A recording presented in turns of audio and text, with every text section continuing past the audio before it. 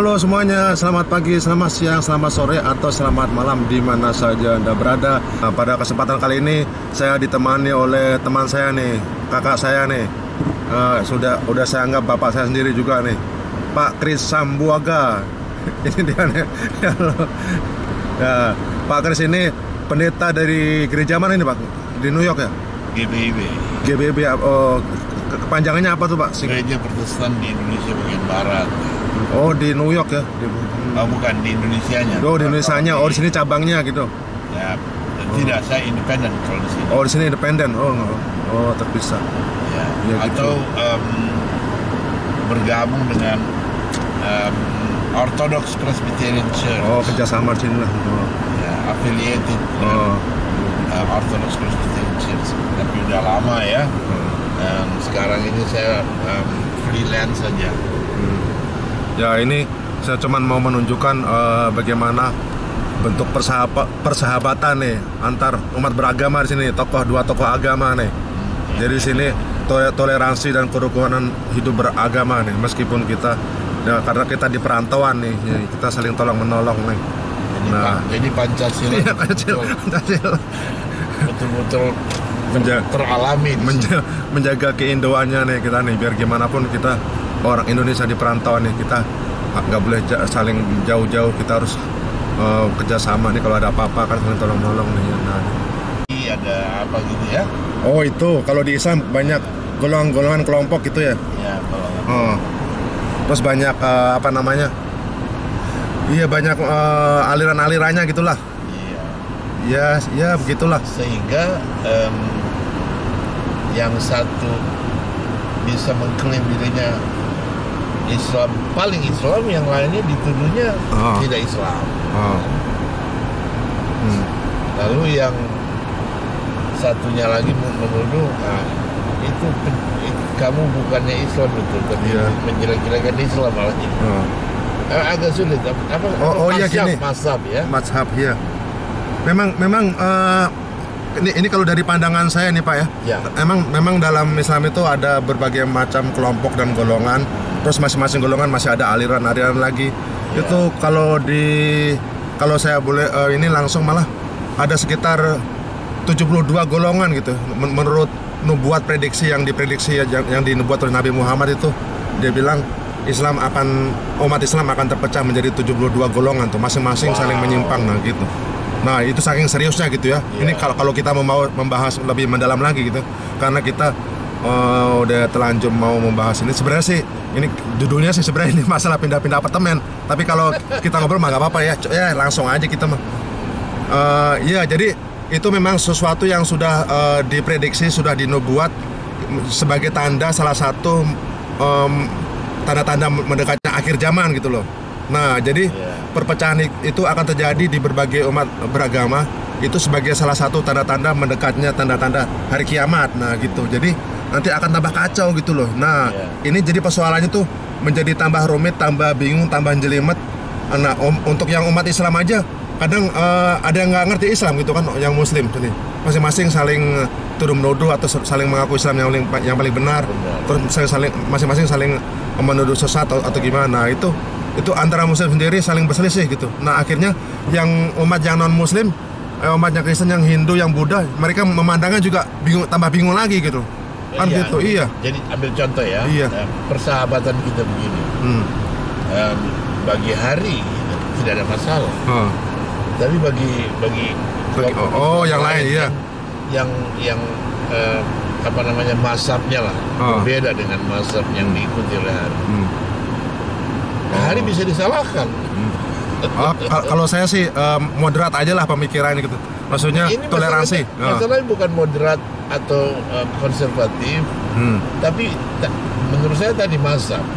Sebenarnya di kalangan Kristen pun juga ada seperti itu ya. Ada Pentakosta, ada Katolik, Tapi lihat, di antara kami tidak pernah ada mau mengklaim sampai begitu berdarah-darah ngeklaim yang ada. Dulu pernah, dulu pernah dialami itu. Ada catatan hitam dari dalam sejarah kekristenan itu, punya catatan hitam betul. Tapi itu sudah lewat. Dan coba lihat sekarang di seluruh dunia. Tidak ada lagi keributan, bukan berarti tidak ada mazhab di dalam Kristen juga ada, cuman barangkali tidak setegas dalam Islam. Iya, di Islam kayaknya misalnya hari menganut Islam lil alamin gitu kan. Rahmatan buat seluruh alam. Tapi mazhab yang lainnya berkata itu salah besar, itu bukan Islam. Jadi agak sulit mau seperti hari barusan singgung itu. Ya, di kalangan agama lain juga kebingungan jadinya. Ya intinya nih kalau tutup poin aja nih ya, kalau dipersingkat intinya kita tuh diperlukan untuk lebih giat lagi untuk saling berdiskusi, berdialog, saling belajar gitulah intinya begitu. Sebab sebab biar bagaimanapun kuncinya dan solusinya yang terbaik adalah saling silaturahmi, saling memahami satu sama lain. Nah, itu pemahaman satu sama lain bisa terwujud kalau kita masing-masing saling kelompok tuh saling mau duduk berdiskusi di meja perundingan gitu loh. Cuma itu karena itu tidak ada jalan lain menurut saya, karena dia satu-satunya. Yang paling penting menurut saya ya, agama itu mengajarkan gitu kan sesuatu, dan pasti ajaran itu bagus. Kepada siapa? Ya kepada pemeluknya, kepada pengikutnya. Sehingga sama seperti misalnya di hukum negara, ambillah contoh hukum lalu lintas.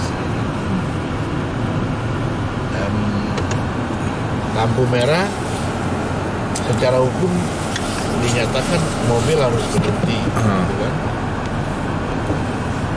Tapi apakah itu berarti tidak ada orang yang masa bodoh dengan hukum itu?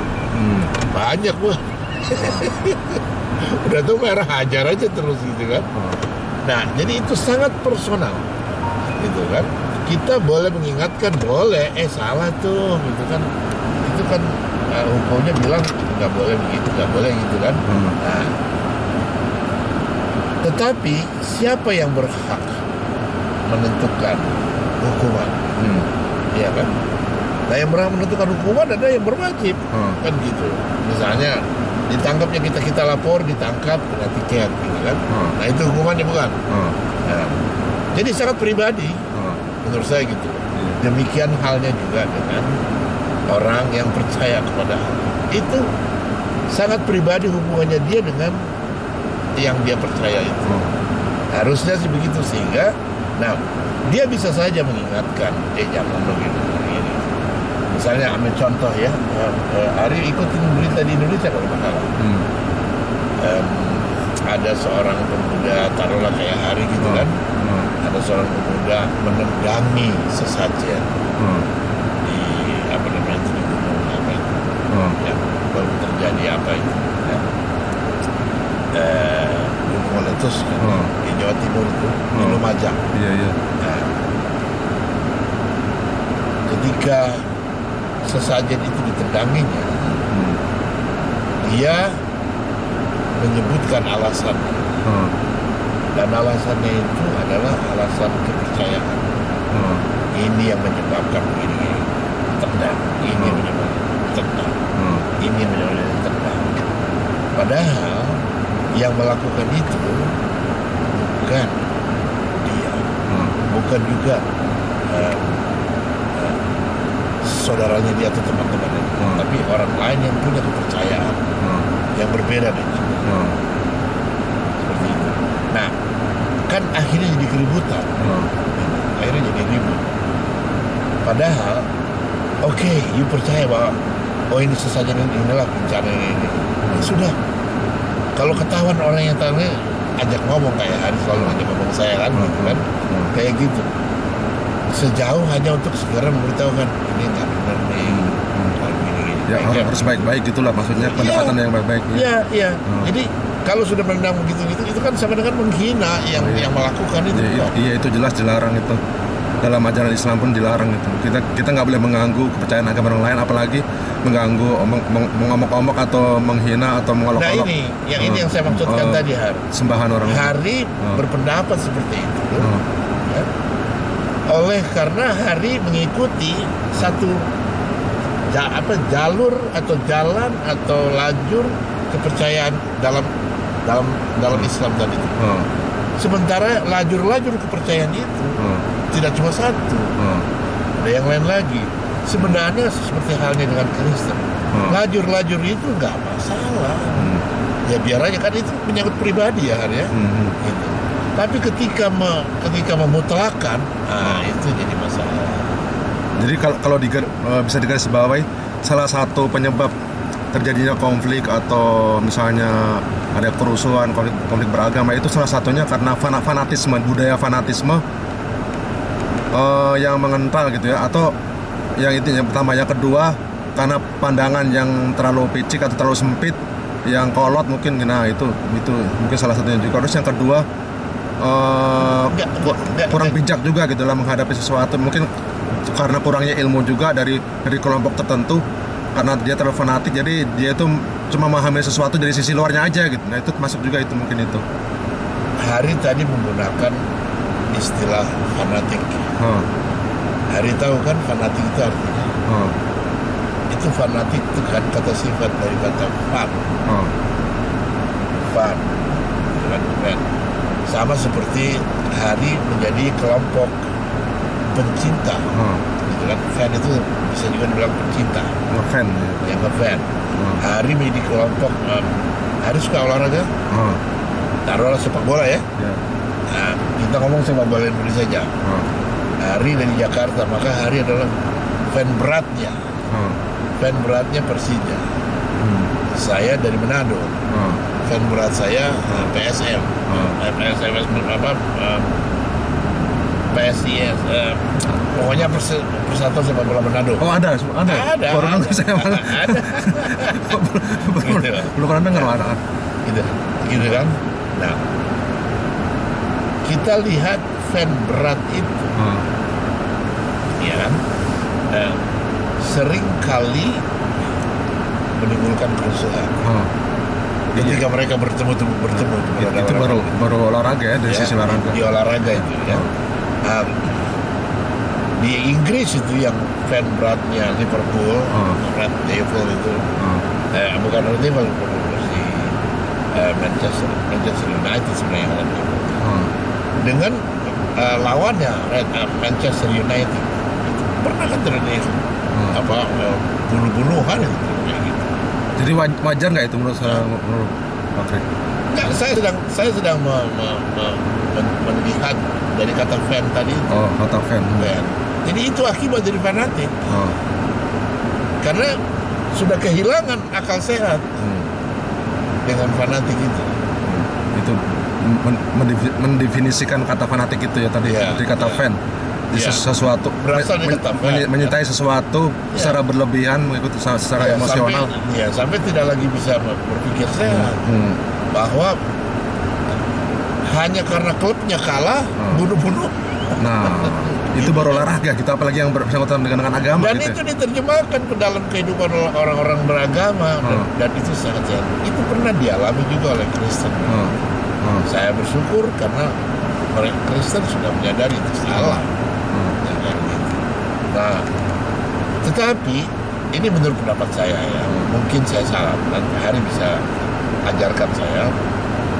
Tetapi saya pikir itu pengaruh dari mazhab tadi itu perlu dipertimbangkan oleh hari dan saya senang karena hari memilih lajur kan saya tadi gunakan jalur jalan tengah yang lebih moderat gitulah. Hari lebih memilih jalur yang saya tidak tahu apakah dalam Islam ada mengadakan. Di Indonesia sekarang sedang digalakan Islam Islam liberal. Tapi saya bukan kelompok itu juga. Nah itu kan. Nah, jadi atau di Indonesia itu ada Islam Nusantara. Itu juga, saya juga bukan kelompok itu. Ya itu dari situ aja kan kelihatan kan. Pastilah hari menentang kelompok ini. Demikian juga pengikut dari kelompok itu menentang hari dan kelompok yang lain. Gitu. Ya. Sehingga seperti hari tadi sudah singgung, itu menyebabkan kebingungan besar di kalangan orang lain. Iya, ya wajar lah ya. Ya? Bisa, ya, orang bisa yang ya. Jadi yang mana sebenarnya kalian ini? Ambillah nah, itulah sebabnya saya. Ambillah contoh ya, terorisme, gitu kan? Ya. Oh itu bukan Islam, kan? Bagaimana bisa? Apakah ada orang yang punya kepercayaan lain menyebutkan Allahu Akbar? Terus sambil melakukan ngebom atau enggak, itu dulu. Apakah ada orang lain yang bukan berkepercayaan Islam menyebutkan itu Allahu Akbar? Kan hanya orang yang berkepercayaan Islam bukan yang menyebutkan Allahu Akbar. Dan itu adalah kepercayaan dasar dari saudara-saudara saya kaum muslimin muslimat yang percaya Allah Akbar, gitu kan? Nah, sekarang begitu mereka melakukan perbuatan yang sangat tercela, kelompoknya yang lain juga yang tidak sepaham dengan itu mengatakan, itu bukan Islam, itu malah menjelek-jelekan Islam. Iya betul ya. Mereka bilang, apa kamu yang bukan Islam? Jadi yang mana gitu? Nah, jadi itulah salah satu kendala persoalan yang dihadapi di tanah air ataupun di sini. Nah, itulah sebabnya tadi seperti yang saya bilang, saya itu berkomitmen, berdedikasi gimana caranya untuk menjelaskan, mewujudkan kerukunan gitu di antara umat, antara golong-golong di antara umat Islam, dan juga untuk menjelaskan Islam terhadap orang-orang non-Muslim gitu Pak, umat Yahudi, umat Kristen. Nah, jadi tugas saya itu, karena saya punya LSM gitu ya Pak, di sini apalagi kan punya LSM non-profit. Nah, misi dan tugas saya itu gimana cara untuk menjelaskan, untuk menjembatani antara berbagai tokoh agama. Nah, salah satunya ya seperti ini pokok bahasan yang kita perbincangkan, yang kita bahas. Wah, ini apa gimana saya pengen mendengar pandangan. Padahal kita mau pindah-pindahan. Ya, kita belak-belakan aja. Kita belak-belakan lah. Kita kan dua tokoh agama ya. Taruhlah ini Pak Pendeta dan Pak Ustadz gitu loh. Nah, ini kan sesuatu yang kontras. Kita mau memberi contoh buat masyarakat nih. Nah, ini salah satu bentuk kerukunan umat beragama, dua tokoh agama yang saling dekat gitu. Saling dekatnya kita saling bantu-bantu nih di perantauan gitu. Nah, ini salah satu bentuk wujud persahabatan gitu antar dua tokoh agama. Nah ini yang mau saya ciptakan gitu. Saya pengen melihat gimana pendapat dan pandangan umat Kristen, bagaimana pendapat umat Kristen dalam memandang Islam, apa aja keluhan yang mereka lihat, bagaimana pandangan mereka, bagaimana pendapat mereka, bagaimana umat Kristen itu memandang Islam dari kacamata mereka gitu. Saya pengen melihat. Nah, dari masukan-masukan itu nanti bisa ditampung, terus saya bisa direnungi, bisa dianalisa, mungkin bisa dikaji sebagai bahan masukan gitu loh. Nah, makanya kan organisasi saya kan namanya Interfaith Study dan Community Development Association. Jadi studi lintas agama dan pembangunan masyarakat. Jadi gimana cara mewujudkan kerukunan umat beragama, studi lintas agama gitu. Nah, itu nanti bisa dikaji dari segi keseharian, mungkin bisa dikaji lebih mendalam lagi kalau bersedia. Kita bisa mengkaji dari segi Alkitabiah, dari segi Al-Quran. Kita ini jadi perlunya sekali bagaimana kita bersedia untuk saling berdiskusi, duduk bersama, saling berteman, bersilaturahmi. Kita harus melihat dan memandang sesuatu dari berbagai sisi, dari berbagai aspek, dari berbagai sudut pandang.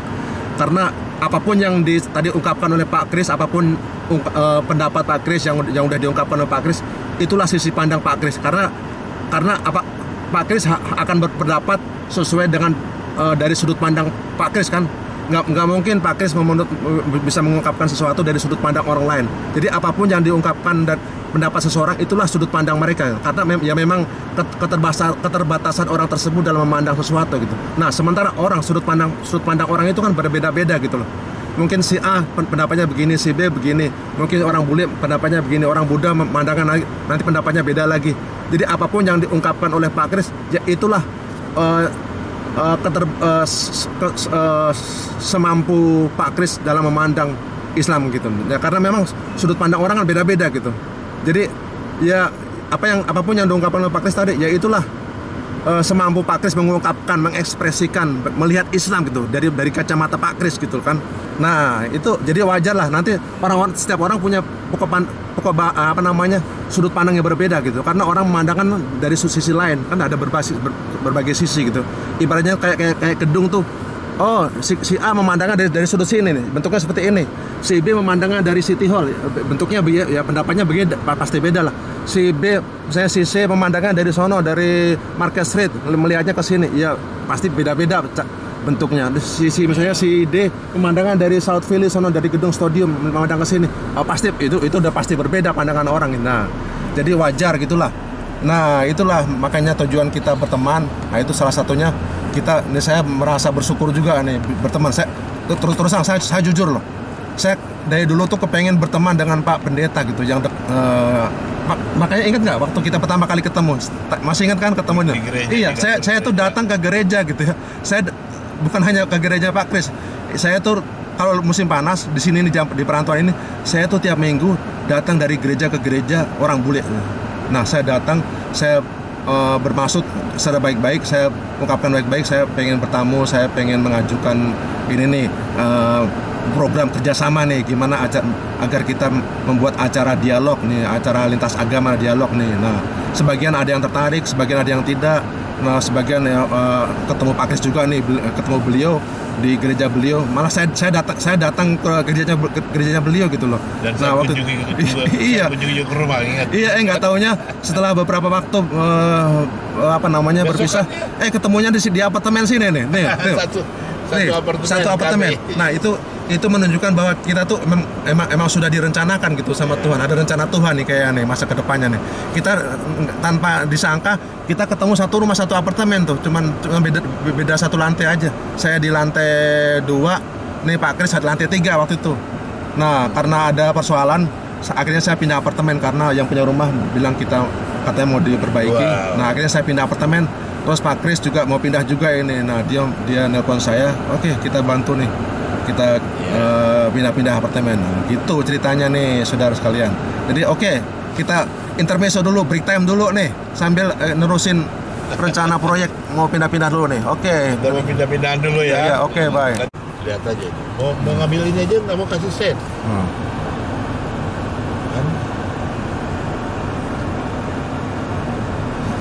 Agama itu sangat rumit nih, Pak. Seperti teka-teki silang agama itu. Sebenarnya kalau menurut saya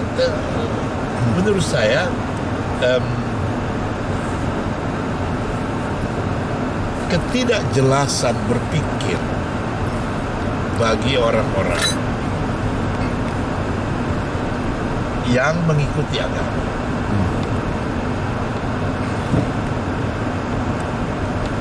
Kebanyakan yang saya lihat mengikuti agama itu, ya mengikuti agama itu aja. Padahal agama itu memberikan ajaran. Ambil contoh Islam. Agama Islam dalam kepercayaan diturunkan oleh Allah, gitu kan? Dari surga. Dititipkan oleh ke Muhammad. Diwajibkan ke Muhammad. Ya. Lalu Muhammad meneruskannya kepada orang-orang di Arab pada waktu itu. Tapi apakah yang disampaikan oleh Muhammad itu agama? Kan tidak. Allahu Akbar. Betul nggak saya? Gini deh, coba saya ini ada pertanyaan ya. Yeah. Kan kita harus kita supaya ada kejelasan, ada klarifikasi. Nah, kita perlu merumuskan, mendefinisikan kosakata agama itu dulu. Nah, agama itu sebenarnya apa definisinya gitu? Coba kalau kita kupas dari segi etimologi ya, maksudnya agama. Nah, itu agama itu yang saya dengar katanya asal dari kata Sanskerta, bahasa Sanskerta. Benar sekali. Dari kata a dan gama. Gama itu itu kayaknya tidak ya. Gama itu artinya tidak teraturan. Oh, ya. Agama itu keteraturan jadinya. Gitu ya. Jadi agama itu adalah tadi apa sebenarnya? Itu tidak. Agama itu keteraturan. Ketidakteraturan. Jadi kalau tidak teratur, jadi teratur kan? Maksudnya agama itu untuk mengatur gitu kan? Keteraturan. Nah, sampai di situ dulu keteraturan, ketertiban. Ada akibat dari keteraturan, bukan? Misalnya contoh tadi, Kalau kita melanggar lampu aturan merah, kan? iya. Aturan. Mau belok ke sini nih, mau ngambil ini. Iya. Kasih sen gitu kan. Nah, jadi orang di belakang tahu. Itu aturan kan, keteraturan itu kan kata dasarnya atur, bukan? Nah, jadi keteraturan ya. Jadi orang di belakang tahu.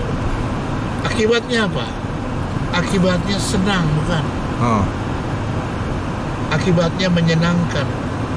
Jadi kalau melihat makna agama dari situ, maka mestinya agama itu yang menyebabkan kesenangan. Itu kalau mau definisi, ya, definisi dari etimologi, dari akar kata, asal kata itu bukan bahasa Arab, agama itu bukan bahasa Eropa juga, gitu kan? Bahasa Sanskerta. Siapa yang menggunakan bahasa Sanskerta? Agama Hindu. Agama Buddha. Mereka yang menggunakan bahasa Sanskerta. Lalu kata Tuhan. Kalau lihat akar katanya, asal katanya, etimologi, asal kata. Dari mana kata itu berasal? Oh, stop sign. Ini kan ketidakteraturan kan? Lihat. Satu jalan satu berhenti. Itu namanya ketidakteraturan. Nah, agama menyebabkan keteraturan. Terus kata Tuhan kan? Dari mana kata Tuhan? Dari mana tuh kata Tuhan? Itu bahasa Sanskerta. Kata Tuhan kalau dibalik jadi hantu juga. Iya. Tuhan hantu. Tapi hantu. Kata Tuhan itu tidak bisa dibolak-balik. Gitu kan? Tidak bisa dibolak-balik gitu. Ada kata hantunya sendiri, gitu kan? Hanya untuk bergurau barangkali ya bisa, gitu. Dari Tuhan jadi hantu, gitu kan? God jadi dog, gitu kan? Nah, seperti itu. Itu namanya bergurauan. Ya, I don't care. Namanya bergurau ya, bercanda kok. Salahnya orang bercanda dilihat serius, dipandang dari jurusan serius. Yang nggak ketemu dong akibatnya bunuh-bunuhan. Nah, kata Tuhan itu berasal dari kata Sanskerta. Kata yang digunakan oleh pemeluk agama Hindu. Karena memang karena itu katanya mereka. Gitu kan? Tapi kemudian Indonesia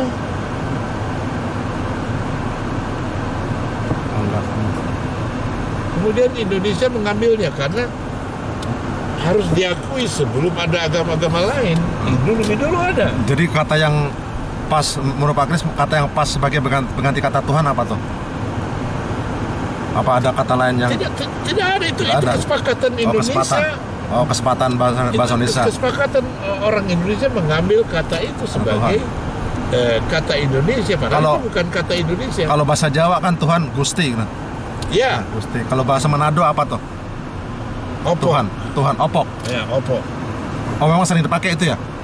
Ya, tapi tidak pernah digunakan dalam agama. Jadi, kalau agama dalam arti kepercayaan, ya, kepercayaan nenek moyang, iya. Benar, itu pernah digunakan. Oh, kata opok. Selalu digunakan malah. Kata opok itu. Opok. Gusti Allah, gitu kan? Gusti Allah. Ya. Nah, itu Gusti juga bukan bahasa Jawa. Bahasa Sanskrit. Jangan lupa loh, ya. Jangan lupa Hindu itu menguasai Jawa, bukan? Iya. Ono Coroko Doto Sowolo. Itu kan ejaan bahasa apa? Lanjut. Tadi hari waktu saya menyinggung tentang Islam Nusantara, Hari bilang Hari bukan bagian dari mereka. Iya, saya nggak setuju, saya nggak setuju dengan mereka. Itu kalau menurut Hari apa yang menjadi Keberatannya atau? Ya, keberatannya apa? Kalau saya kalau Islam yang saya anut, yang saya pahami, yang saya pelajari, yang saya percaya jalannya benar itu Islam Sunni, Sunnah. Makanya ada Sunnah kan, Sunnah itu jalan, the way of the Prophet. Nah Sunni kata Sunnah. Kalau Indonesia kan ada Sunni, terus yang memang Sunni itu mayoritas 80%. Kalau dari seluruh total di seluruh dunia, Muslim dunia itu 80%, 90%. Yang 15% paling Syiah. Nah Syiah itu ada daerah Irak sana, Iran. Ya sebagian di Indonesia mungkin ada sekelompok kecil. Terus ada Sufi lagi, terus Sufi. Nah terus di antara Sunni itu ada berbagai ormas Islam, ada seperti FPI, ada Muhammadiyah, ada Nahdlatul Ulama.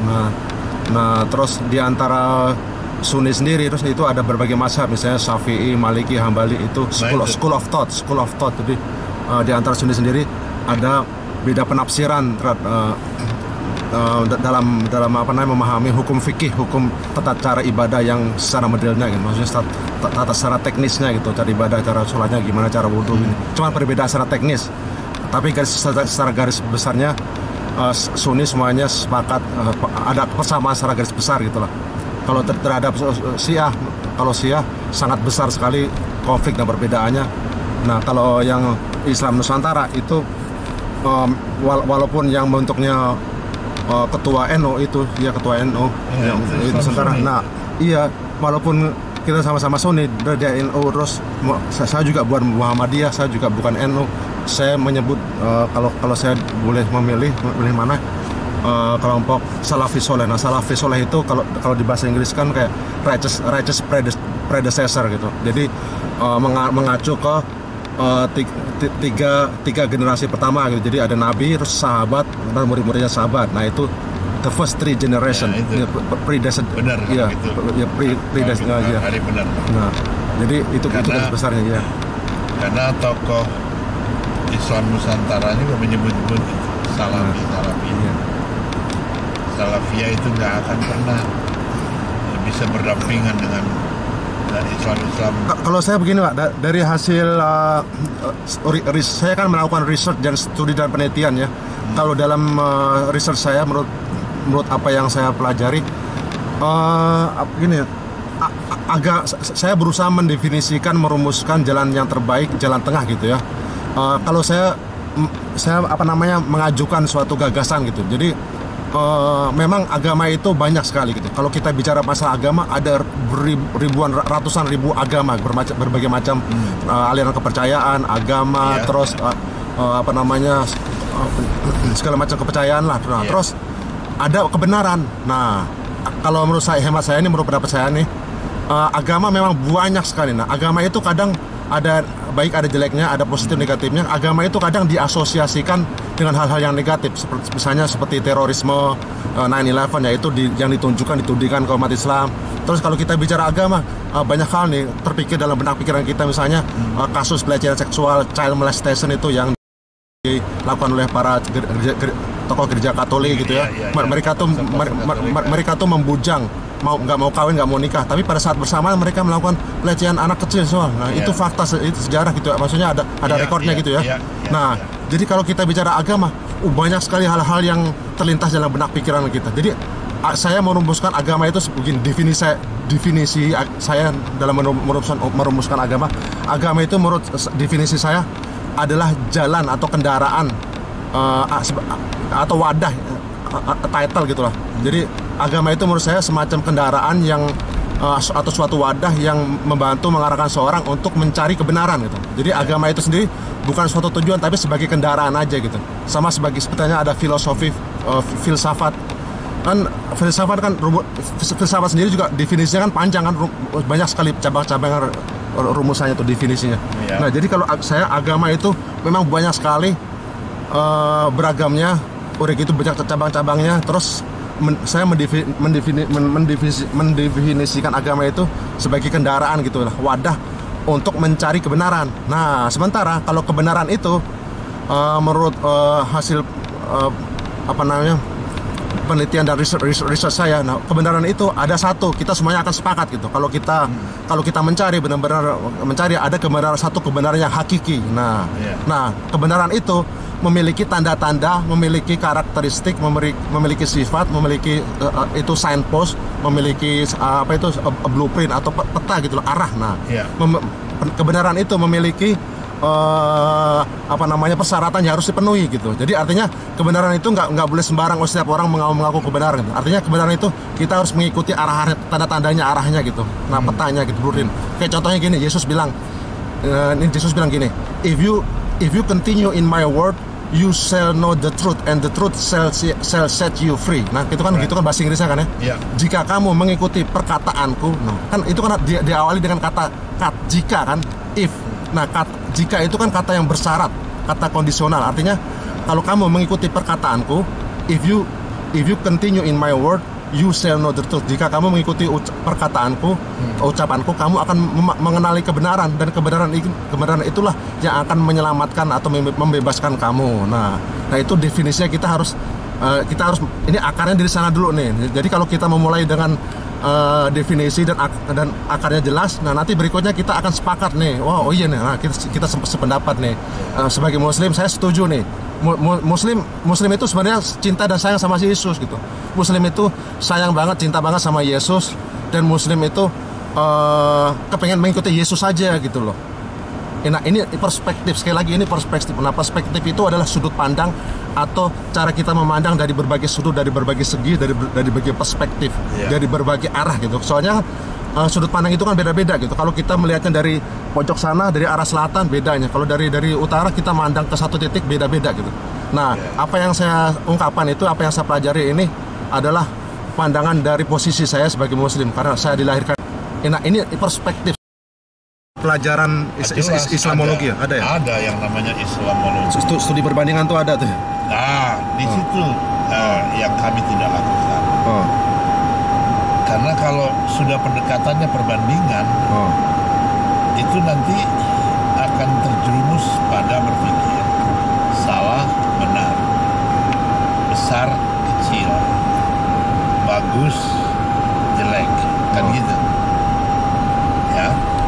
Nah, yang kami pelajari adalah teologi, apa yang dipercaya. Jadi lebih tepat kepada studi religionum, studi agama-agama. Tunggu nih Pak, nih saya potong sebentar nih. Boleh. Itu kan dalam doktrin agama gereja ada istilah apologetika ya. Ada istilah apologetika itu semacam aliran atau cabang atau bidang yang mendalami eskatologi, maksudnya apologik, maksudnya dasar-dasar elemen gimana caranya untuk mengacu ke studi perbandingan agama. Itu gimana tuh juga pendapat? Itu salah. Apologetika, apologik. Ada gereja ada gereja apologetika. Ya, apologi. Itu ada ya beberapa misionari pendeta yang mendalami bidang itu gitu. Ambil contoh ya. Hari mengatakan Islam teroris gitu. Salah. Karena dalam ajaran Islam justru diajarkan damai. Gitu kan? Lalu para teroris bilang Anda salah mengerti. Gitu. Di ayat ini itu dikatakan begini dan begitu. Nah itu namanya apologetika. Itu apologi. Ini seseorang menjelaskan kesalahpahaman orang lain. Nah itu intinya. Ambil contoh ya. Misalnya saya ambil konkret aja dah. Satu waktu saya masih kerja taksi kuning di New York City, saya dapat penumpang seorang Afghanistan, seorang pemuda Afghanistan. Ketika dia bertanya saya dari mana asalnya, saya bilang dari Indonesia. Dia langsung mengucapkan Assalamualaikum.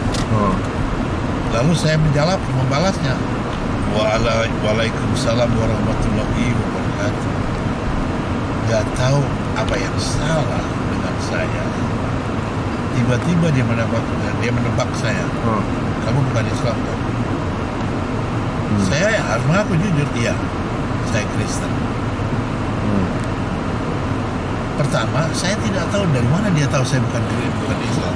Logatnya kurang lekah, paling medok. Kan itu cuma membalas salam, kan? Waalaikumsalam warahmatullahi wabarakatuh. Nah, belakangan saya baru tahu mereka orang-orang Islam di Afghanistan tidak pernah mengucapkan salam assalamualaikum warahmatullahi wabarakatuh. Cukup assalamualaikum. Lalu balasnya juga wassalamualaikum, waalaikumsalam. Cukup gitu. Oh, nah beda lagi nih, gitu kan? Oke, sudah. Setelah dia tahu saya Kristen, dia ngajak saya berdebat. Mula-mula saya keberatan. Kan kita ini supir sama penumpang. Kenapa mesti berdebat? Terus, lalu karena dia bilang, ini kita di Amerika loh, bebas saja bicara. Ya apa yang mau didebatkan? You punya kepercayaan. Dengan saya punya kepercayaan. Nah itu. Ya, mengapa kita mesti berdebatkan itu? Ada apa? Man, brother. Dia bilang saya brother.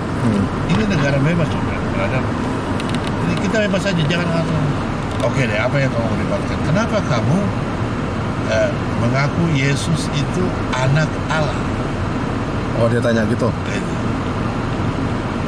Nah, dia bertanya seperti itu karena dia punya keyakinan, dia punya kepercayaan gitu kan. Lam yalid walam yulad walam yakul wallahu ahad. Wah, tahu berarti apa? Nah, kan diajar. Sampai apa? Saya setuju dengan itu. Allah tidak beranak dan tidak beranak. Benar itu. Itu kenapa kamu menyebutkan Yesus anak Allah? Saya jawab dengan pertanyaan, boleh nggak? Boleh. Boleh nggak saya menyebut kamu anak Afghanistan? Oh yeah, bangga sekali gitu kan? Of course. Nah, mula-mula waktu dia tanya sama saya, apakah Yesus itu? Kok kamu menyebut Yesus itu anak Allah? Emangnya Allah punya keluarga? Emangnya Allah punya suami, punya istri, punya suami, lalu punya anak-anak? Gitu kan? Nah, gitu. Saya tanya sama dia balik. Boleh nggak saya menjawab pertanyaan kamu dengan pertanyaan balik? Boleh. Ya tadi saya bilang itu. Boleh nggak saya menyebut kamu anak Afghanistan? Dengan bangganya dia berteriak malah. Ya, of course, saya anak Afghanistan. Apakah itu berarti Afghanistan punya suami, punya istri, kawin mawin, lalu melahirkan kamu? You got me, brother. Dia jadi saya sudah menjelaskan. Nah, itu apologetika. Apologet. Nah, ya bagus ya. Ini saya menjelaskan kesalahpahaman. Kami tidak memahami Yesus sebagai anak Allah itu secara physically. Ini poin yang bagus. Ya. Allah itu roh, bagaimana difisikkan? Tapi kalau Allah menjadi fisik, boleh apa enggak? Nah, itu juga kesalahpahaman dari banyak saudara-saudara saya kaum muslimin. Nggak bisa dong Allah jadi manusia. Kamu bilang Allah itu akbar, ya. Kalau dia akbar, jadi manusia aja nggak bisa. Di mana akbarnya kalau gitu? Kan gitu pertanyaannya, ya. Jadi kayak begitu pertanyaan saya. Nah, lalu saya tanya sama dia, itu Al-Quran apa? Firman Allah kan? Kalam Allah gitu kan? Kamu menyebutnya nuzulul Quran bukan? Ya kan? Betul saya nggak betul. Kalau salah diperbaiki. Iya, nuzul itu artinya diturunkan, diwahyukan. Nah, diturunkan kan? Jadi Allah turun menjadi buku. Oh bukan, maksudnya dalam Islam Allah mewahyukan Al-Quran, wahyu itu lalu wahyu Al-Quran itu dibukukan gitu. Iya. Nah, sedangkan di antara keyakinan atau agama-agama, ya, pengertian wahyu saja berbeda-beda. Belum selesai itu. Untuk pengertian wahyu saja, Islam mengerti wahyu sebegini, Kristen mengerti wahyu begitu. Hindu mengerti wahyu dan lain sebagainya. Itu dari kata wahyu. Ya, baru dari kata wahyu. Jadi ada banyak sekali hal-hal yang harus pemahaman yang perlu diluruskan, diklarifikasi ya. Nah, jadi apologetika itu tadi kan menjawab pertanyaan hari apa? Iya. Apologetika itu adalah tindakan untuk mengklarifikasi. Ya. Ini jawabannya sangat bagus, sangat jelas. Apa itu apologetik. Nah. Ya, jadi seperti barusan Hari menjelaskan nuzul Quran itu firman Allah turun ya menjadi buku, gitu kan, menjadi kitab, itu diwahyukan, gitu kan, yang ada di buku itu diwahyukan, gitu kan. Nah, tapi dia jadi buku kan? Iya, wahyu itu dibukukan dalam suatu bentuk. Maksudnya wahyu itu diturunkan lewat perantara malaikat, disampaikan, diterima oleh Nabi Muhammad, lalu wahyu itu supaya tidak hilang, supaya tidak lepas, dibukukan, ditulis, dibukukan. Nah, supaya, karena itu Hari dan semua orang Islam mendasarkan kepercayaan Hari pada buku itu. Iya. Pada Al-Quran, gitu kan? Iya. Gitu. Jadi firman Allah ada di buku. Iya. Gitu kan? Iya. Ada di buku itu. Iya. Loh, kalau firman Allah bisa ada di buku, masa dia nggak bisa jadi ada di manusia? Firman. Nah, Yesus Kristus itu adalah firman Allah. Sebentar. Wahyu ya. Yesus itu adalah firman Allah bersama-sama dengan Allah di dalam Allah. Namanya omongan Allah. Kayak omongannya Hari kan ada sama Hari dong, bukan? Iya. Omongan saya ada sama saya. Tapi omongan itu sekarang berubah menjadi manusia bernama Yesus. Gini, sebentar. Ada hal yang perlu diklarifikasi nih. Kalau dalam Islam, jadi wahyu itu adalah kalamullah, kalimat Tuhan yang diturunkan lewat perantara malaikat secara berangsur, secara berkala, diterima oleh Nabi, Nabi Muhammad sebagai Nabi terakhir. Nah, kemudian wahyu itu supaya tidak hilang, supaya tidak kocar-kacir, nah dibukukan dalam bentuk buku tulisan. Nah, wahyu itu kemudian menjadi semacam undang-undang, hukum dan peraturan hukum Tuhan. Nah, lalu namanya hukum Tuhan itu kan ada larangan, ada perintah, ada haram, ada halal. Nah, wahyu itu disampaikan kepada Nabi Muhammad. Jadi Nabi Muhammad itu statusnya sebagai nabi gitu, dia tetap sebagai manusia, dia menerima wahyu, tapi dia sendiri dia sebagai penyampai gitu loh, penyampai wahyu. Sama dengan Muhammad, dengan Musa kan? Iya. Nah, dengan Musa, dengan Elia, ya kan? Nah, sama itu nabinya. Iya. Tetapi caranya jauh sekali berbeda. Kalau Muhammad mendapatkan wahyu dari malaikat Jibril, Musa mendapatkan wahyu dari Allah langsung, tidak melalui malaikat. Dari situ saja sudah berbeda pemahaman tentang Nabi antara orang-orang Yahudi, orang-orang Israel lah, ya, orang Ibrani dan Kristen. Karena kenapa Ibrani dan Kristen? Karena Ibrani dan Kristen sama pemahaman tentang Nabi. Gitu. Tidak pernah ada Nabi satupun juga di dalam keyahudian atau keisraelan dan Kristen yang mendapat firman Allah dari malaikat. Tidak pernah ada. Langsung dari Allah. Nah, pemahamannya ialah supaya jangan disalah mengertikan oleh orang lain bahwa yang ngomong ini cuma malaikat kok, gitu kan? Ini Allah langsung yang ngomong dan kemudian didengar oleh banyak orang. Musa misalnya, Allah menyampaikan minimal ada 2 orang, Yosua dan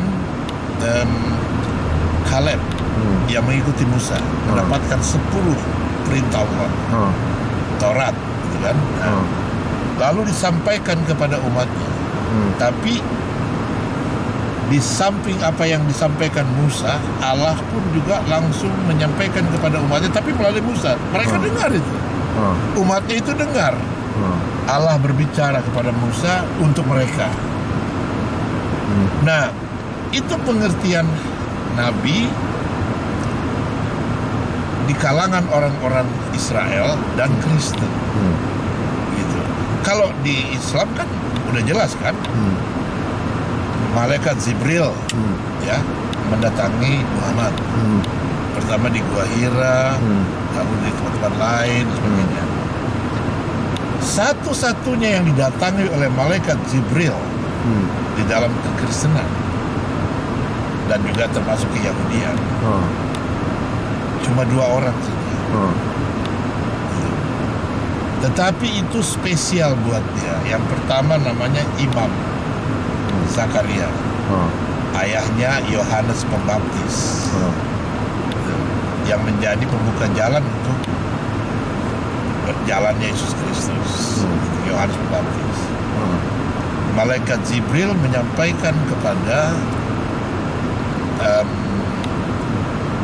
Zakaria, Imam Zakaria, yang mendapat tugas untuk membakar ungkupan. Itu sebenarnya tugas yang sangat spesial, sangat istimewa, karena itu mesti di lot. Siapa yang terpilih dari antara imam, kan banyak imam, satu dipilih, nah terpilihlah dia si Zakaria. Waktu di dalam rumah Allah itu, di bait Allah itu, malaikat Jibril menyampaikan, bukan Allah langsung, malaikat Jibril menyampaikan.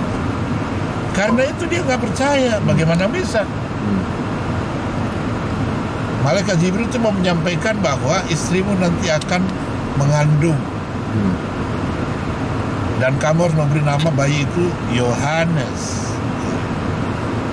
Dia nggak percaya, dia sendiri udah tua, istrinya udah mati haid. Mana mungkin ini segala macam. Akibatnya dia jadi bisu, nggak bisa ngomong. Gara-gara nggak percaya sama berita dari apa. Oh, coba kita mundur sebentar nih. Soalnya tadi sebelum kita terlalu jauh. Itu jadi kalau dalam doktrin agama Kristen atau menurut Pak Kris ini, apakah seorang jemaat umat Kristen itu dilarang untuk memperdalam studi perbandingan agama? Tidak dilarang. Silakan aja yang mau melakukan studi perbandingan, tetapi tidak akan pernah menghasilkan apa-apa kecuali berantem. Tidak akan menghasilkan titik temu gitu. Nah iya. Gimana jadi seperti gini, pemahaman tentang istilah atau sebutan nabi saja, ya, itu masih belum clear di antara karena bukan nabi itu bukan hanya ada di Yahudi, di Kristen, di Islam, di agama lain juga ada nabinya. Gitu. Ya? Gimana mengenai ayat yang di Asaya nih, Asaya 1 sama 18, pasal 1 ayat 18 itu yang berbunyi bahasa Inggrisnya, "Come now, let us reason together, said the Lord." Datanglah, mari datanglah dan saling beralasan, saling berdiskusi maksudnya. Let us come now and reason together, said the Lord. Itu buku saya. Terus di buku Tesalonian berapa gitu, itu ada yang bunyinya prove all thing and hold fast that which is good. Nah, itu 2 ayat yang menurut saya mendasari dasar-dasar pondasi untuk mengajak umat untuk saling berdiskusi gitu. Artinya segala sesuatu harus didiskusikan, harus dirembukan, harus dibuktikan satu sama lain. Harus ada alasannya gitu. Nah, jadi jangankan agama, makan saja didiskusikan. Iya kan? Misalnya, hari kita mau makan di mana? Ruby aja mau beli. Jadi segala sesuatu harus dibuktikan ya? Segala sesuatu harus didiskusikan dulu kan? Supaya ada kesepakatan di antara kita. Udah kita makan di sana. Itu baru makanan aja kan? Ya sama juga dengan yang lain-lain. Dan itulah yang namanya hakikinya manusia, fitrahnya manusia, berdiskusi. Karena cuma manusia yang diciptakan oleh Allah bisa berdiskusi. Jadi diskusi hewan nggak bisa berdiskusi, bukan? Ya, jadi diskusi itu nggak dilarang ya? Ya tidak dilarang. Enggak, hanya diskusi itu ya. Saya memakai pendekatan pendidikan hari ya. Yang penting jangan berdebat gitulah. Tapi kalau diskusi nggak apa-apa ya, dialog. Sama, perdebatan juga sama. Nggak boleh. Boleh. Oh, boleh. Jadi perdebatan dan diskusi. Yang sehat perdebatan kalau yang dari kalau dari segi pendidikan, dilihat dari metodik didaktik, metode pengajaran, diskusi dan perdebatan itu metode pendidikan. Oh, sehat itu ya. Yang penting debat yang akademis, yang intelek. Belum pernah dipakai di Indonesia oleh guru-guru untuk metode mengajar murid dengan berdebat. Tapi karena sarjana muda saya pendalamannya di pendidikan agama Kristen, pendidikan Kristen. Maka saya mempelajari itu filsafat pendidikan, sosiologi pendidikan, psikologi pendidikan dan sebagainya. Saya pelajari itu, termasuk metodik didaktik. Jadi waktu saya mengajar agama di sekolah SMA, saya gunakan metode debat. Saya tugaskan pelajar saya membaca novel-novel yang berbicara tentang kasih. Jadi bedanya debat yang nggak boleh itu yang kayak gimana gitu? Maksudnya debat yang baik itu yang bagaimana gitu? Ya debatnya itu jangan debat yang tidak punya sasaran, tidak punya arahan, tidak punya dasar. Yang diomongin itu apa sebenarnya? Jadi harus. Nah, yang biasa melakukan itu kan debatnya orang tukang beca, atau debat warung kopi, gitu kan? Debat biasanya istilahnya disebut debat kusir. Itu hanya untuk menggambarkan, istilah itu debat kusir itu sebenarnya menggambarkan satu perdebatan antara dua orang yang merasa dirinya tahu padahal nggak tahu. Kalau kita ngobrol gini nih termasuk diskusi, dialog atau ini debat diskusi. Nih? Ini diskusi ya. Ini juga berdialog. Berdialog namanya nih. Dialog itu pun juga salah satu metodik didaktik, salah satu metode pengajaran berdialog. Jadi misalnya berdialog itu bisa berisi berupa tanya jawab. Itu dialog kan? Ada dialog, ada monolog ya. Saya dengar istilah monolog, ada dialog. Nah, itulah yang lazim digunakan oleh guru-guru di Indonesia kebanyakan menggunakan metode monolog. Akibatnya satu arah monolog ya. Iya, akibatnya dikte. Nah, jadi diktator ya, dikte jadi kata. Dikte. Kan kata diktator itu kan dari kata dasar cuma satu arah ya. Saya begini, kamu harus begini, kamu nggak boleh membantah, kamu nggak boleh menyangkal, kamu harus dengerin jadi. Kayak militer dong jadinya, kayak semacam jadi kayak apa tuh namanya dunia militer. Bahasanya bukan diktator, komen. Ya, komando. Nggak boleh membantah apapun yang dibilang. Namanya komando dari atasan kan. Bukan berarti atasannya diktator. Dia di atasnya juga ada atasan lagi. Mengkomen begini, kan? Nah, jadi kembali kepada persoalan yang sedang kita persoalkan itu. Kalau kita kan hari pertama bertanya, diajarkan nggak perbandingan agama? Gitu. Awalnya benar kami melakukan studi perbandingan. Tetapi setelah kami menyadari studi perbandingan itu tidak bermanfaat untuk perkembangan di masyarakat luas karena akan menghasilkan peperangan. Ya. Karena kalau saya sudah membandingkan agama saya dengan orang lain, kan sebenarnya di balik ingin saya itu menyampaikan perbandingan itu adalah niatan, gitu kan? Niatan untuk menyatakan agamamu, kepercayaanmu adalah rendah, kecil, kami yang benar. Nah, misalnya ambil contoh konkret di kalangan Islam ada aliran takfiri yang mengkafirkan orang yang tidak, bahkan sesama Islam pun dikafirkan. Kalau misalnya Islamnya tidak seperti yang mengerti hari praktekan, maka Islam yang kamu praktekan itu salah, kafir kamu.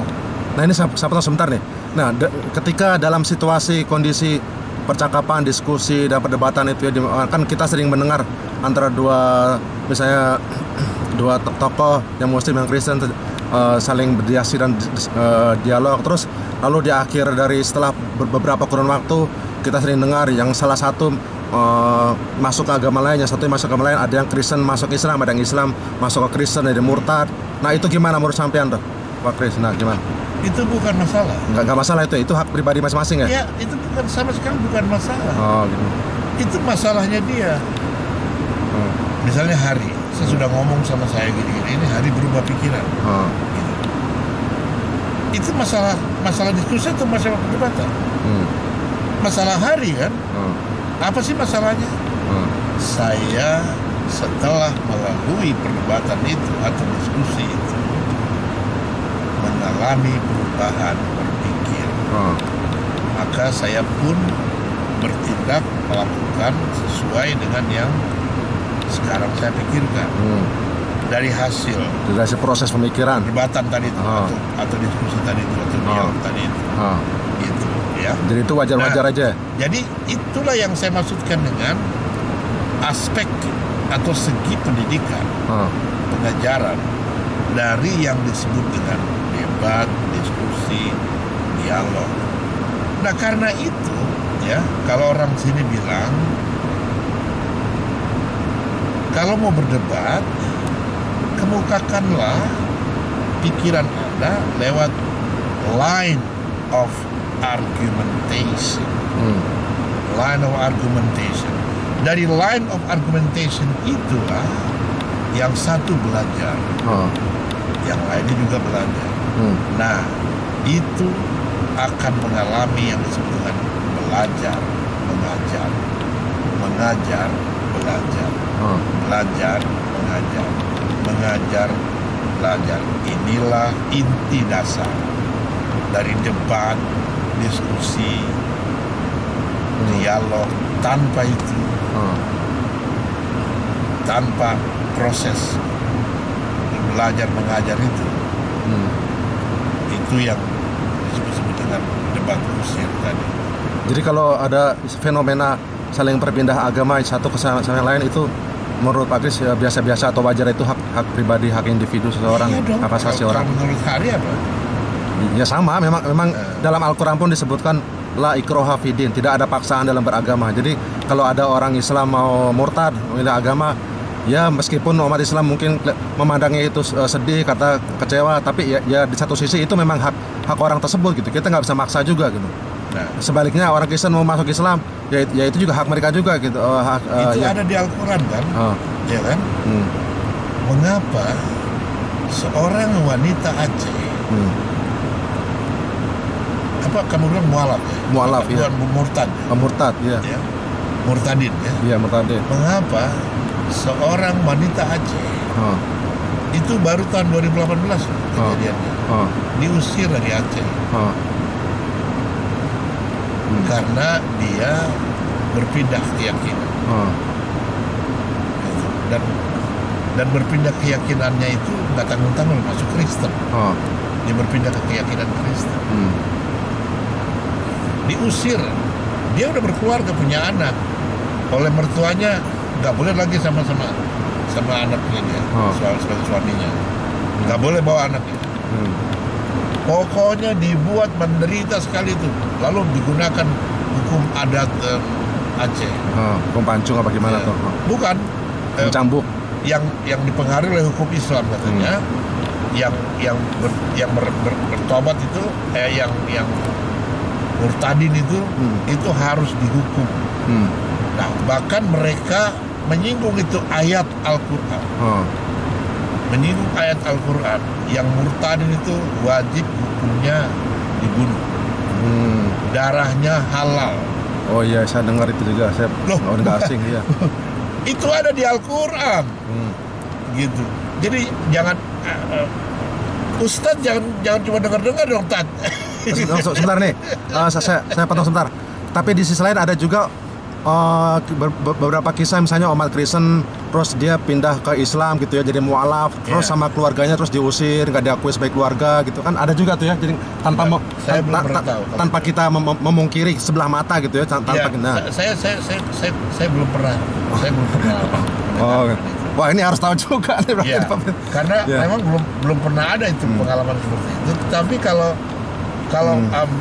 yang bersangkutan seperti misalnya yang sedang ditahan di penjara polisi, si Ferdinand Huta Heian, dia hanya mengatakan bahwa kenapa Allahmu dibela-bela, berarti Allahmu lemah, Allahku kuat.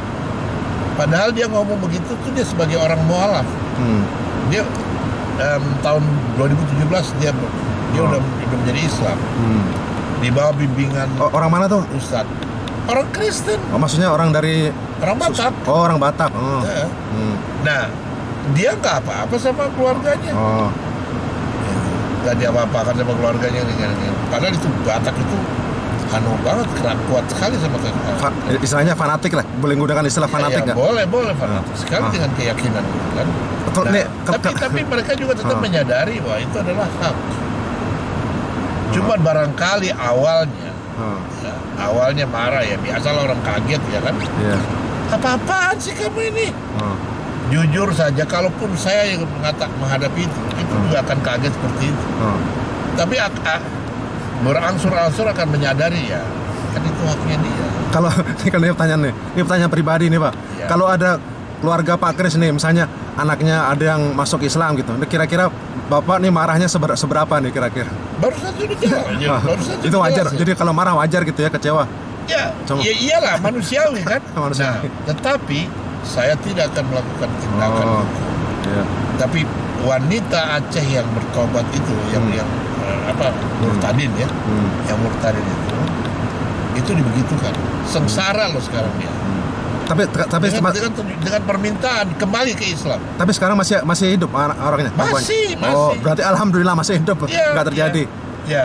Nah, namun ini hanya untuk mempertemukan hari dengan pengalaman yang tadi saya sebutkan.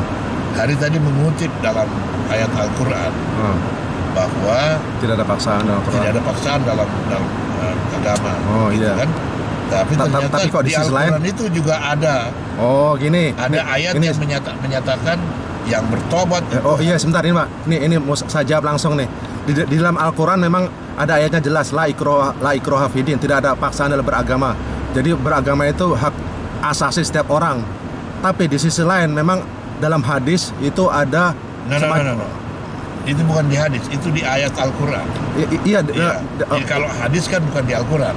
Hadis itu ucapan Nabi Muhammad. Kalau Al-Quran itu padahal kalau yang saya pelajari, kalau gini, sesungguhnya Al-Quran itu pun juga hadis, kumpulan hadis-hadis. Kalaupun ada ayat dalam Al-Quran yang misalnya memerintahkan orang murtad untuk dibunuh, dihukum. Nah, ini ada penafsiran lain atau mungkin ada umat Islam yang salah menafsirkan. Nah, sebab kalau satu ayat ditafsirkan salah, maka itu akan berkontradiksi, berlawanan dengan satu ayat tadi yang sudah jelas, la ikraha fidin, tidak ada paksaan dalam beragama. Jadi bagaimana mungkin seorang umat Muslim dia salah menafsirkan, akhirnya dia menggunakan ayat tersebut, terus akhirnya ya berlawanan juga dong, berlawanan dengan ayat satunya. Jadi kalau boleh saya bahasakan, di dalam satu kitab yang sama yang dipegang oleh satu kelompok umat, itu ada yang bertentang-tentangan satu dengan yang lain, ya kan? Sehingga yang bersangkutan wajib menjelaskannya. Nah, ketika hari mencoba menjelaskan tadi yang bertentangan tadi, katanya beragama itu kebebasan pribadi, tapi kok di sisi lain di ayat lain mengatakan bunuhlah orang yang halal darahnya, gitu kan ya. Nah, apa yang hari barusan lakukan ini itu adalah apologetika. Oh iya, ini saya tambahkan nih Pak, sebelum saya lupa saya tambahkan. Nah, itu hukum pancung terhadap orang yang murtad memang ada perintah untuk dibunuh menurut hukum syariat Islam. Nah, hukum itu hanya bisa diterapkan di negara yang sifatnya teokrasi. Ya, kalau nah, teokrasi, kan dari kata teologi kan, teokrasi. Nah, artinya Allah yang memerintah. Nah iya, perintah teokrasi itu Allah yang memerintah. Jadi perintah hukum pancung dan membunuh murtad itu memang ada dalam syariat Islam, tapi itu ada persyaratannya, hanya bisa diterapkan, dilakukan di negara-negara yang punya hukum teokrasi seperti Saudi Arabia, karena memang di sana ada hukum Islam kan, 100% hukum Islam, syariat Islam. Nah, kalau di Indonesia nggak bisa, karena negara Indonesia kan negara Pancasila, banyak bermacam ragam agama tuh ya, beragam. Ya, nah, itu kalau di Indonesia nggak boleh, dilarang. Apa yang sedang Hari lakukan ini adalah usaha apologetika, menjelaskannya. Nah, namun biarpun itu apologetika, nggak apa-apa. Biarpun itu apologetika, tapi itu harus ada dasarnya. Jadi kalau Hari misalnya mengatakan tadi itu orang salah mengerti.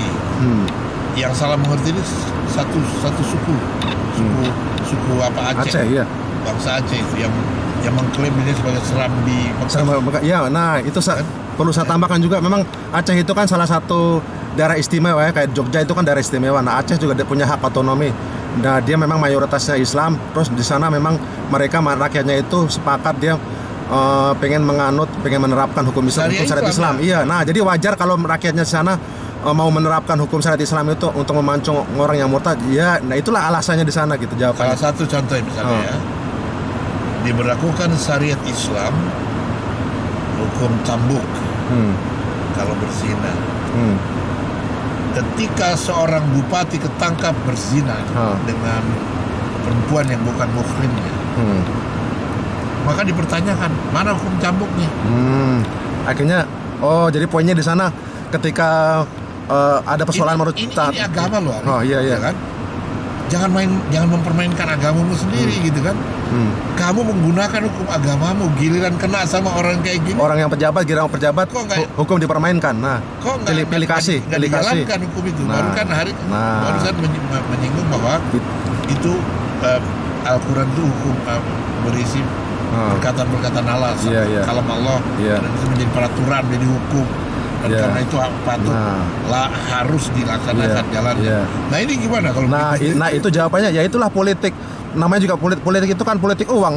Di mana ada uang, ada jabatan. Ketika jabatan sudah di tangan, ada uang, lalu di mana bisa dimainkan kalau begitu? Ya agama kan bisa dipermainkan. Namanya juga agama.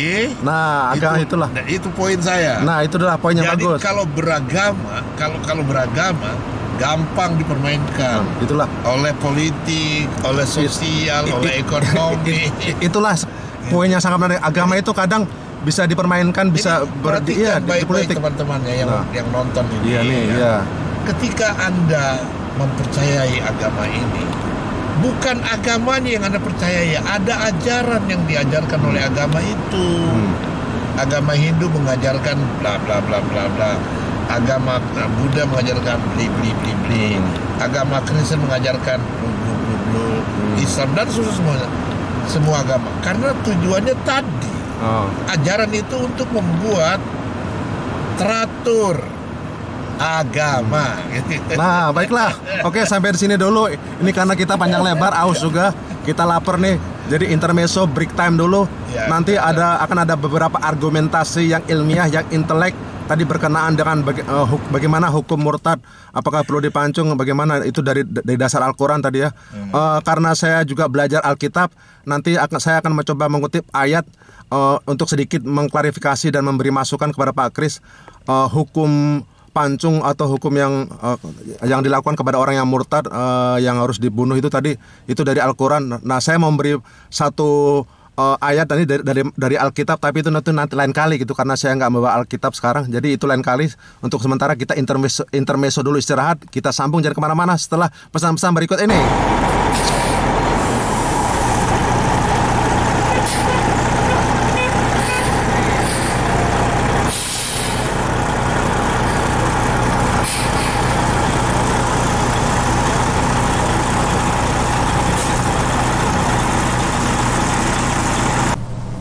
Oke, baiklah saudara sekalian, karena berhubung Pak Kris Samboga, Pak Pendetanya harus pergi, harus bertugas, harus bekerja.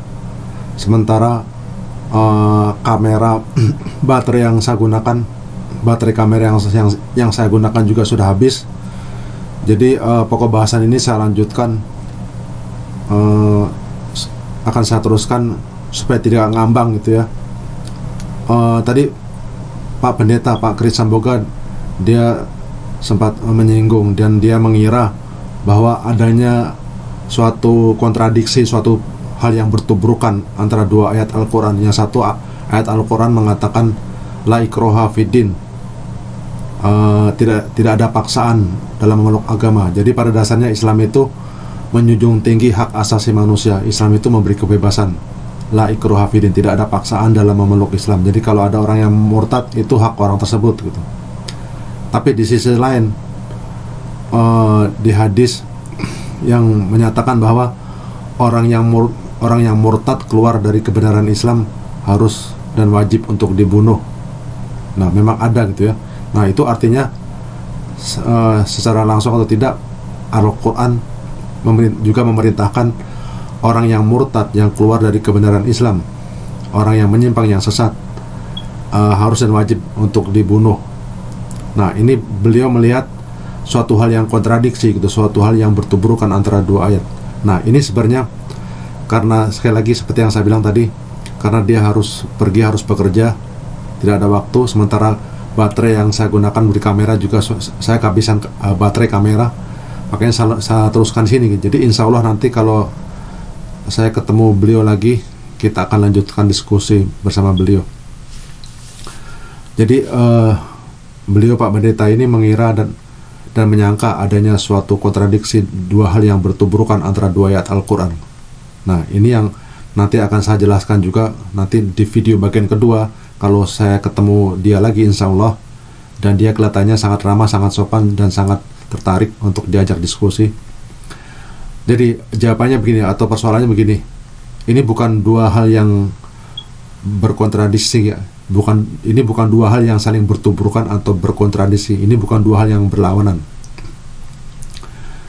Ya, Islam atau Al-Quran menjunjung tinggi hak asasi manusia, kebebasan untuk memeluk agama Islam, tapi di satu sisi memang Islam atau Al-Quran memerintahkan hukuman mati atau hukuman pancung bagi orang yang murtad. Nah, jadi ini bukan, sekali lagi, ini bukan suatu kontradiksi atau dua hal yang bertuburukan, tapi ini suatu hal yang harus dipahami, harus dilihat dan dimengerti. Kita harus melihat situasi dan kondisinya, kita harus melihat konteksnya gitu ya. Jadi seperti tadi yang sudah saya jelaskan di video sebelumnya, di bagian sebelumnya, bahwa hukuman pancung atau hukuman mati bagi orang yang murtad itu hanya bisa dilakukan, hanya bisa diterapkan di suatu negara yang menerapkan sistem teokrasi, negara yang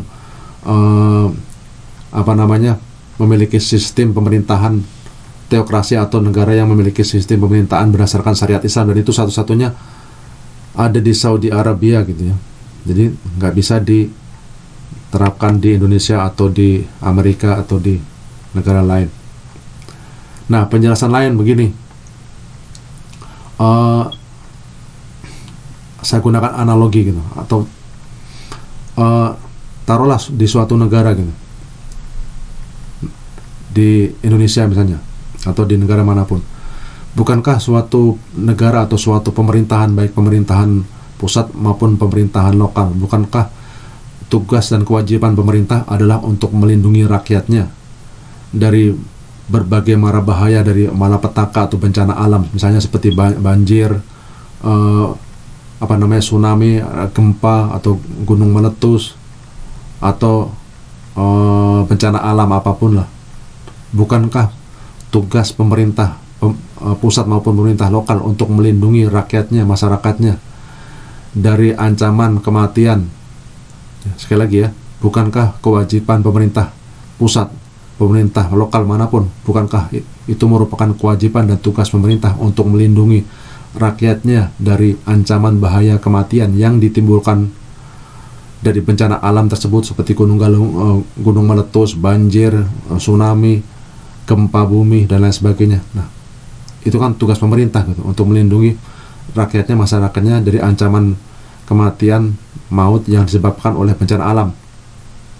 Nah, demikian halnya di suatu negara yang menerapkan sistem pemerintahan berdasarkan syariat Islam, di suatu negara yang asas dan dasar negaranya berdasarkan hukum Islam, syariat Islam, seperti di Saudi Arabia. Bukankah hal ini merupakan tugas pemerintah untuk melindungi rakyatnya, untuk melindungi masyarakatnya dari ancaman bahaya maut, bahaya siksa api neraka. Coba aja Anda renungkan, Anda pikirkan. Kalau ancaman kematian dan maut dari bencana alam di dunia ini aja, pemerintah wajib untuk melindungi rakyatnya, masyarakatnya. Bukankah lebih penting lagi, lebih krusial lagi bagi pemerintahan teokrasi, pemerintahan yang berdasarkan syariat Islam atau pemerintahan yang berdasarkan dari khilafah Islam, berdasarkan syariat Islam? Bukankah ini kewajiban dan tugas pemerintahan teokrasi yang berdasarkan dan berlandaskan hukum Islam, wajib untuk melindungi masyarakat dan rakyatnya dari ancaman maut dan siksa api neraka? Tentu saja gitu.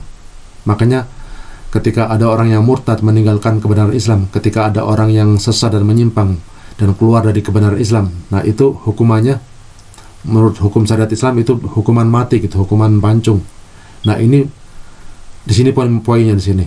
Jadi bukan hanya Islam, bukan hanya Al-Quran saja yang memerintahkan hukuman mati bagi orang yang murtad. Nah, tapi di kitab orang Kristen sendiri, di kitab Bible, di kitabnya umat Kristen sendiri, di situ berisikan perintah untuk membunuh mati orang yang menyimpang, yang sesat atau keluar dari kebenaran. Nah, sekarang kita lihat ayatnya berikut.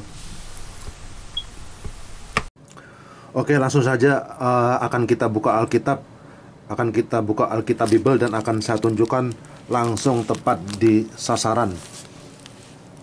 Ini Ulangan 18 ayat 20. Ini bunyinya sebagaimana yang Anda lihat di sini. Tetapi seorang nabi yang terlalu berani untuk mengucapkan demi namaku perkataan yang tidak kuperintahkan. Jadi maksudnya di sini seorang nabi palsu nih. Seorang nabi palsu yang beraninya untuk mengucapkan sesuatu demi namaku perkataan yang tidak kuperintahkan. Nah, nabi palsu tersebut, coba saya ulangi lagi. Tetapi seorang nabi yang terlalu berani, yaitu nabi palsu yang terlalu berani untuk mengucapkan sesuatu demi namaku perkataan yang tidak kuperintahkan untuk dikatakan olehnya, atau untuk berkata demi nama Allah lain atau demi nama Tuhan-Tuhan lain gitu maksudnya. Nah, nabi palsu tersebut harus mati. Nah, perhatikan ya, nabi tersebut harus mati itu. Jadi jelas ya. Jadi seorang nabi palsu yang tidak diperintahkan oleh Tuhan, terus dia berani-beraninya nekat mengucapkan perkataan yang tidak diperintahkan oleh Tuhan. Nah, nabi palsu tersebut yang mengarang-arang demi nama Tuhan-Tuhan lain, Tuhan-Tuhan palsu, nah nabi tersebut harus mati. Nah,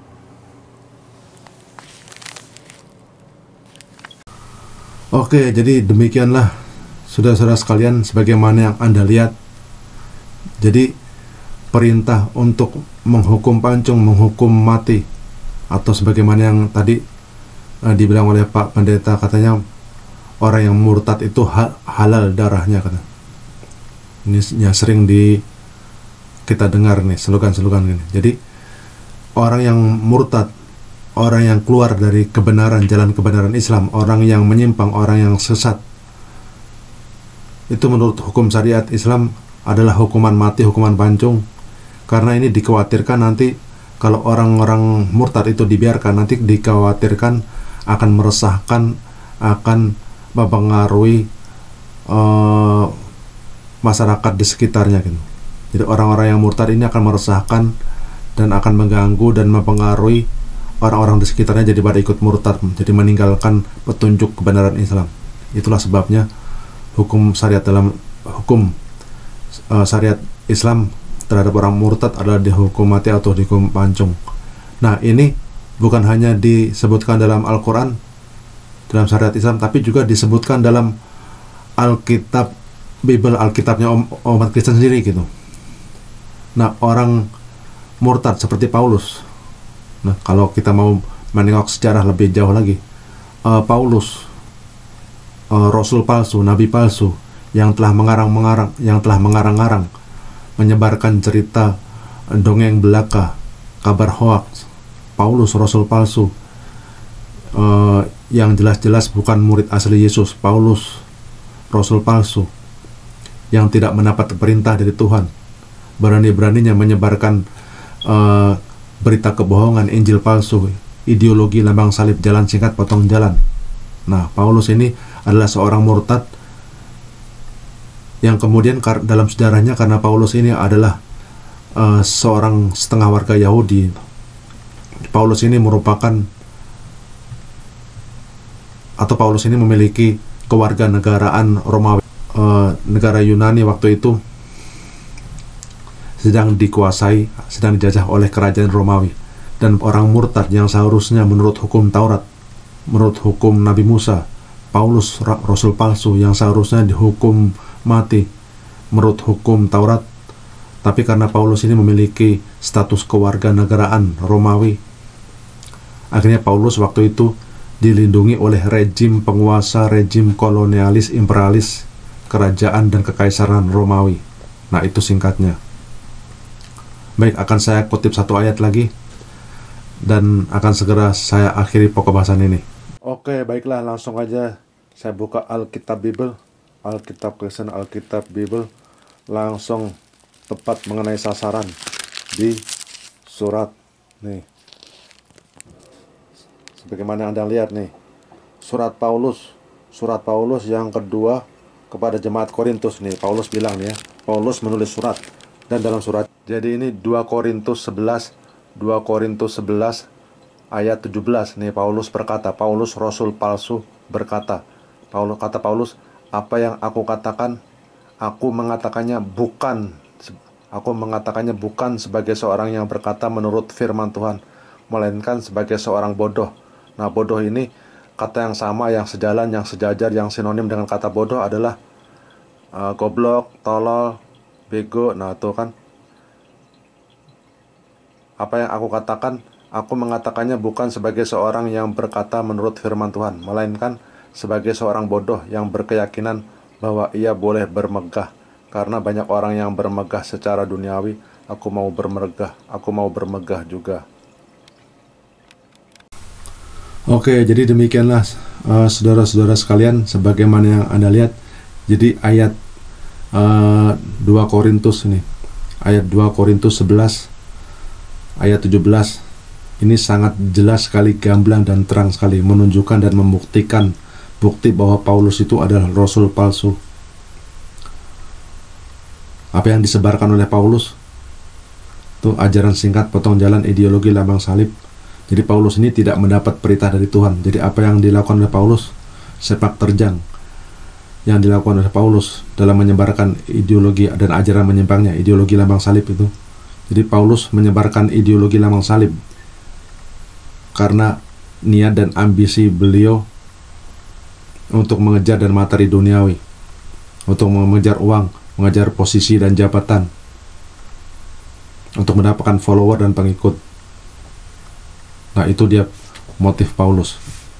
Nah, ingat kembali di Ulangan, kitab Ulangan ayat 18, kitab Ulangan 18 ayat 22, ayat 20 tadi yang sudah saya sebutkan di sebelumnya. Nah, dalam Ulangan tadi, masih ingat saudara bahwa nabi palsu, seorang nabi palsu yang berani-beraninya menyebarkan atau mengatakan sesuatu yang tidak diperintahkan oleh Tuhan, atau mengatakan sesuatu atau demi atas nama Tuhan lain. Nah, nabi palsu tersebut, nabi palsu atau rasul palsu seperti Paulus tersebut harus dan wajib mati. Tapi sekali lagi, sebagaimana yang sudah saya sebutkan, singkat cerita dalam sejarahnya, karena Paulus ini adalah seorang setengah Yahudi dan setengah warga Yunani, dan Yunani waktu itu di bawah jajahan dan kekuasaan kekaisaran Romawi, dan Paulus adalah seorang yang memiliki status kewarganegaraan Romawi, sehingga Paulus orang yang murtad, orang yang menyimpang dan sesat atau menyimpang dari ajaran kebenaran Yesus. Paulus yang seharusnya dihukum mati menurut hukum Taurat, Paulus yang harusnya dihukum pancung menurut hukum Nabi Musa menurut hukum Taurat, Paulus malah dibela, disokong, dilindungi oleh pemerintah rejim penguasa imperialis dan kolonialis kekaisaran kerajaan Romawi. Baik, itu singkat cerita. Baik, demikian saja. Insya Allah kita akan berjumpa lagi dengan Pak Pendeta Chris Samboga untuk melanjutkan percakapan berikutnya nanti di bagian kedua, ketiga, dan selanjutnya seterusnya. Jadi jangan kemana-mana dan ikuti terus channel ini, di subscribe, di like, share, dan komen. Oke, demikian saja. Wassalam.